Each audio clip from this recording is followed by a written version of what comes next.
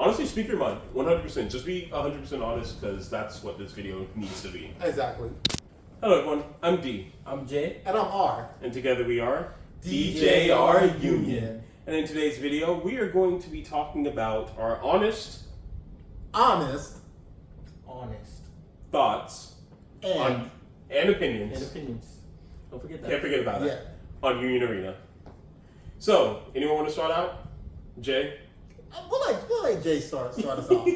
Yeah.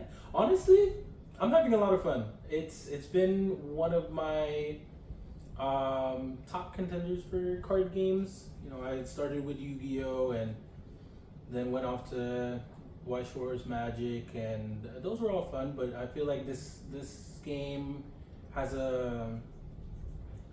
it's easier to get into, and then seeing a lot of your favorite anime characters all head to head going against each other, I think it's pretty cool. How about you, D? Okay, going to me. Okay. We gotta save it out for last. Yeah, we know you have some heavy thoughts. So, for me, I will say I do like it a lot. It has a lot of good things about it. Obviously, there are some bad, and I'll probably save that for later, because, I want to start off on a good note.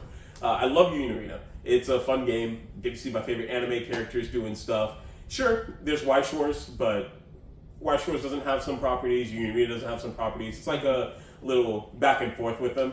I did, again, start with Yu-Gi-Oh! Yu-Gi-Oh! Was the first one I played. I dabbled in Magic, Pokemon, White Shores, Final Fantasy TCG, which is like a weird rabbit hole, not gonna lie. I did a few other ones, I just can't think of them. I did Hearthstone, but I think Union Arena is just the one I'm sticking with like the most right now. I mean, I am dabbling in Magic still, because the Final Fantasy set's about to drop, so I can't wait for that. So good. Later. But yeah, I do enjoy it. It's a lot of fun. It's a pretty good even pace, I would say, with the game. It's not too slow. It's not too fast. It's like a good, perfect pace. Because like matches take about 30 minutes if you're like really thinking hard about what you're doing. If not, it can take anywhere from like 5 to 15 minutes to play a game. It's a good balanced game to just get in, get out, or to just joke around with friends.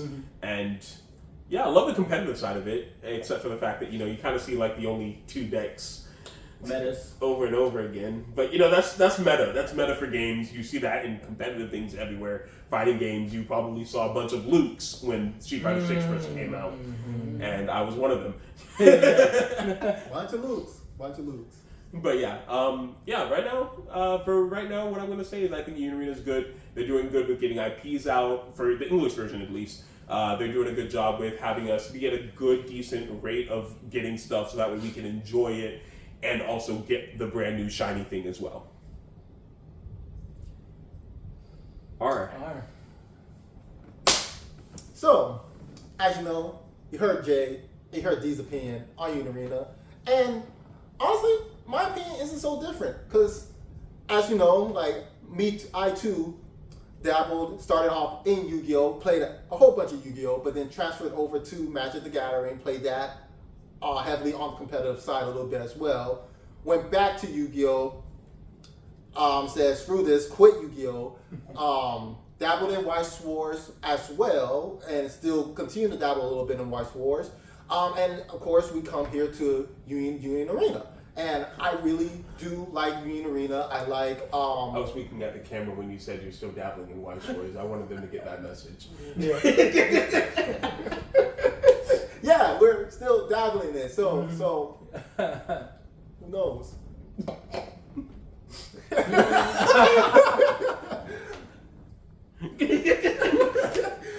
Come on, please tell me someone picked that up. You know what we're going to do.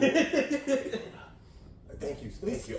I'm so glad. I'm sorry. At least you acknowledge us. They haven't even said anything yet. Exactly, bro. They're just standing there looking at us. I'm lost. Oh my gosh. But yeah, like I enjoy playing Union Arena a lot. I love this game. I love how easy it is to get into and how accessible it is for everybody to get into the game. Like anytime a new set comes out, cards aren't really expensive. They're fairly cheap. Like you can literally build yourself a meta contending deck for like less than $50. Yeah. And yeah, like I said, my opinion stands the same with both J and D's. However, now it's time to start talking about some more of the serious stuff that you think. I will say real quick though, I forgot to mention accessibility. Absolutely love the fact that this game is super accessible, easy to get into. Because I mean, look, not everyone's gonna walk down the street and say, "Oh man, did you try the new Yu-Gi-Oh deck that features the trap tricks?" The what? I've never heard of trap tricks before. You can walk down the street and say, "Hey, you like Hunter x Hunter? Oh my gosh, I love Hunter x Hunter. You should try this card game." Boom. Boom. Easy. Hooked. hook from there. Now, continue on. But Union Arena, please, y'all be making some questionable decisions with these card designs I know now. exactly where he's going with it. Must I remind y'all, yellow flipping bleach. What the freak were you guys thinking when y'all created Bambietta?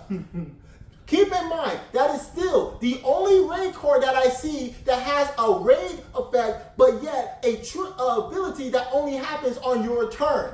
I have yet to see a raid character come out yet that has a similar ability. As a matter of fact, I think in the second volume of Bleach, there's a card, I think it's Rukia. I think it is the Rukia. Yeah. That has an effect that triggers on her turn with a raid trigger ability that, if rated on the enemy's turn, has an additional effect. Yeah. So how come we are getting these, but yet I still have to look at bootleg Bambietta and her trash ability? Like, please make it make sense. Make it make sense. But we can look past that because Yellow Bleach is getting a little bit of a buff in the second volume. So hopefully it's playable. Pequeño. Very small. Yeah, I like that. I like that Spanish. A little Espanol on you. Yeah, like you know my 5% Spanish kicking in. But that's only the tip of the iceberg. Yeah, I would definitely say Yellow Bleach is probably, in my opinion, from what I can think of right now, the worst deck in the game. Bottom tier. Yeah, I can't really think of another deck that's worse because all the other decks have some good scapegoat out. I mean, look at Cornelia and Toto. Not JJK Toto, Code Geass Toto. Both of them are raid focused or rare raid decks.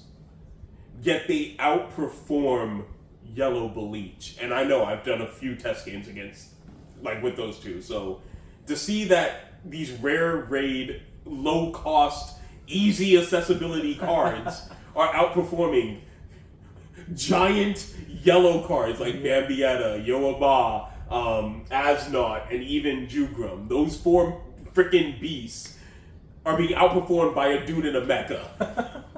And not even the best dude in the mecha, Lelouch and Gawain, or my homie Suzaku with Lancelot. Suzaku. What is up with Yellow Bleach? I don't know. Maybe they're not fans of Bleach like that. Someone's hating. Not fans of Bleach. Have you not seen Purple Bleach? The guy that made Yellow Bleach. You're right. My fault. That's my fault. You're right. Yeah, no, we don't. But yeah.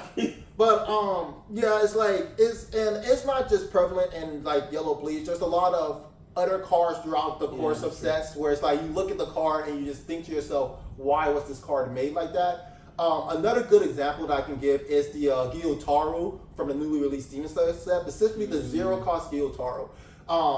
And a deck that has raid Gyotaro, so of course you want to be raiding on top of your zero-cost ones. Yeah.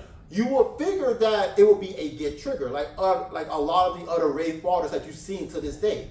But add to your hand, for example. Yes. That's a good one. That's a good one for zero cost. Exactly. But this Gyotaro, the zero cost one, doesn't.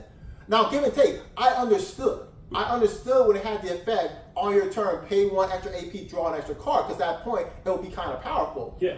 Until One Punch Man said that, and I saw the zero cost king. Yeah, a king who has the exact same ability. One for one. But you can add him to your hand. Why? If you're going to go ahead and give these set special abilities to newer cards or other cards, why not make it good across the board? Let me tell you why. This is a good case of power creep. And if you want to hear about our thoughts on One Punch Man's effect on Union Arena, check the link in the description below because we definitely talked about it. So go ahead and watch that video. Spoiler? it's gonna break the game. Yeah. Definitely groundbreaking. But it's just a couple of little things that I feel as though Union Arena needs to tidy up, which I see that they are tidying up, which I do appreciate.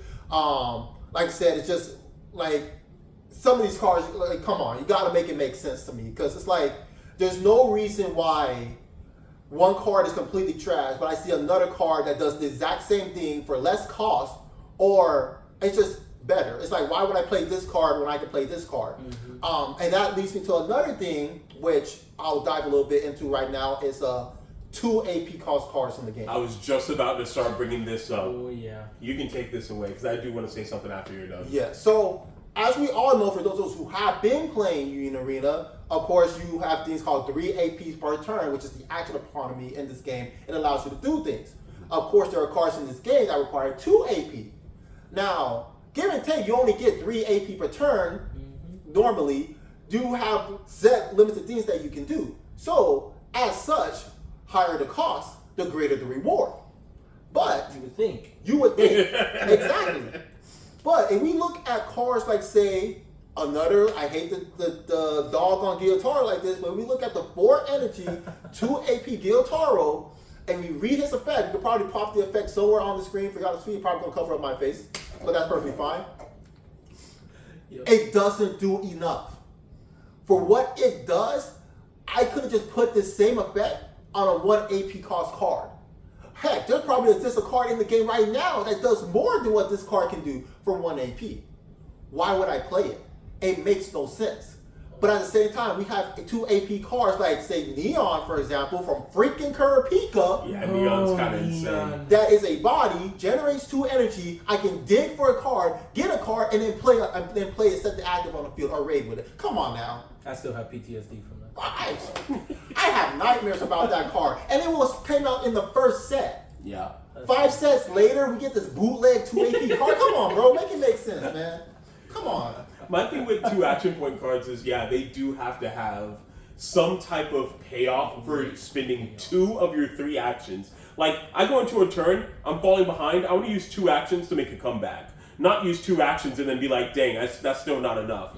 With Neon, you spend 2 actions, you're like, okay, bring out my Kurapika who will have snipe, snipe something, impact for damage.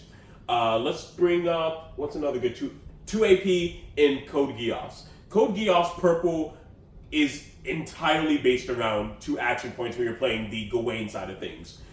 All the Lelouches are 2 actions. Not all of them, but like a lot of the big ones are 2 actions. And because of that, they have cards that support the fact that you're using 2 actions. For example, there's a C2 that's, I believe, 1 energy that says, hey, if you use a 2 action point card this turn, or, sorry, when played, draw a card. But if you use a card with 2 action points this turn, draw 2 cards instead. It literally benefits off the fact that you use 2 action point cards. You get more. If they want it, you know, so it's like, hey, I just want the 1 card draw, fine, just play the C2. Hey, I just so happen to play Absolute Obedience, which is an easy kill card that I also get to restand since I had Lelouch on the field, which is another way I like how they use 2 action point cards, like with Simba and Zakuna Kageyoshi. If you have a Byakuya on the field, it's actually 1 action point instead. Or with Absolute Obedience, with Lelouch, it's like, hey, it's 2 action points, but if you have Lelouch, you can stand one of them back up. So it's still like you have to pay the 2 to get the big effect, but you get that action point back if you meet the requirement. Yeah, and it actually brings up more incentive to want to play these 2 AP cards because you have more of a reason to use it. Exactly. You see that, you pull that 2 AP card, you have that 2 AP card in your hand, you think to yourself, I'm going to use it. It's not like, oh, it's just in my hand, I can't do anything with it. Another prime example is the 6 energy 2 action point Gojo. Oh. The Gojo. Yes. Now, you would think 6 energy 2 AP, that's a heavy price to pay for a card. It is. But we look at what it does. 1, it does come set to resting, but 1, it draws a card, so it replaces itself. 2, the next card that you play is 1 less. It's like it's either event card, whatever. It's 1 less AP. Yeah. So now because now at that point, if you play a 1 action point card, it becomes 0 AP now. So basically, your Gojo just became 1 AP. Yeah. Now let's know you have a restand card that you just played for free. You get all your points back. It's nice. Exactly. Or must I say, Hollow Purple. It's 2 AP normally, but if you have a Gojo, it's 1 AP. Combo that with the 2 AP Gojo, it's 0 AP. You just banish a character. You're not seeing that character ever again. Yeah. these cars are worth the price they pay because there's so much you're able to do off of it, and it has such an impact on the game. But when you take small cars, like say, going back to Yellow Bleach, the 2 AP cars OP, all right, it's good, but it doesn't come on the field active, and I have to wait a whole turn before I can actually start utilizing its effect. That's way too much time, especially with power creep slowly on the rise. Yep. We need cars to be able to do things right then and there, which is what I like. What Demon Slayer Red did with making their cars come inactive. Yes. You get immediate value off of it because, hey, this is a high stakes game, or this is a high AP cars card. You need to get value on what you're trying to accomplish. Rengoku, Tengen, they're able to not only pressure you, Swinging. yeah, they also have these effects that help the rest of the team come in swinging too. Tengen, you come in, you swing with him, switch. Switch, like I said, his wives are taking action, bro. There's a reason he has 3. There's a reason he has 3. Like, come on, make it make sense. But yeah, that's just another thing that I feel as though, like I said, I do see that the creators and the developers are working towards fixing that issue. Shout out to them. Actually, shout out to the English director. Yes, honestly. I'll be back. All right, I'm back. I found what I wanted. Signed. I don't know if is it in view? There you go. You see it? You see that little signature right there? My boy. His boy. So yeah, shout out to her. Love you.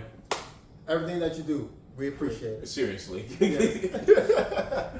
But yeah, like I said, I do appreciate like they're taking the effort to go and switch things and like fix things. Like even then, for those of you who didn't know, they were originally not going to continue with the signature cards. They weren't. Yeah, they were going to just, hey, we're going to discontinue signatures and do everything serialized, which I was butthurt about because that's one of the main reasons you want to go and pull a card, because you want the signature of the voice actor, not a serialized, not a regular rare version and then another rare version with a number on it. I don't care about that. I want the signature. Oh, there's only 100 though. I don't. No offense. Care. I like the signature. Yeah, I want to be able to be signed, exactly. But again, they listen to the community and they say, hey, we're going to bring back the signatures, which I love tremendously because that shows that they're listening to the people and they care about what we want. Because if you guys don't care, we're not going to buy your product because we're going to think it's trash. I'm just saying. I'm just saying. No offense, but look at Marvel movies. They're kind of going downhill, and not many people care about them anymore. Yeah. I'm sorry if you're a Marvel fan. Really not sorry because, like, come on. I mean, I'm a Marvel fan. Yeah, as a Marvel fan, I love Marvel. It's just I want them to do good. That's all it is. I don't hate them. I just want them to do better because I know they can do good.